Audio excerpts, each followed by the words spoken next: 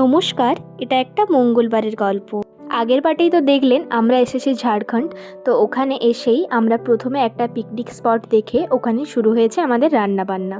এই পিকনিক স্পটটা হলো দশম ওয়াটারফলসের পাশেই। তো যাই হোক, সারা রাত ধরে জার্নি করার পর এখন একটু ফ্রেশ হয়ে বসে পড়েছি সকলে মিলে খাওয়া দাওয়া করতে।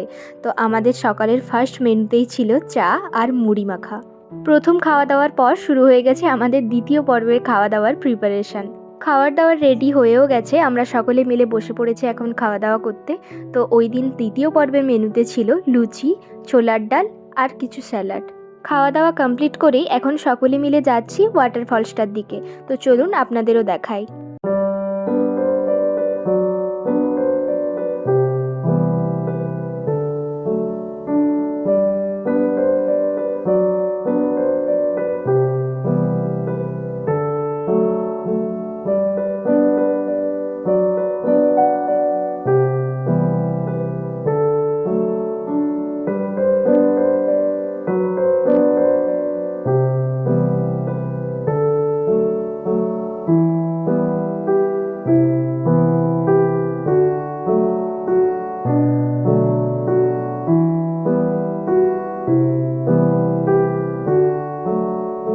তো দেখতেই পেলেন কতটা সুন্দর লাগছে।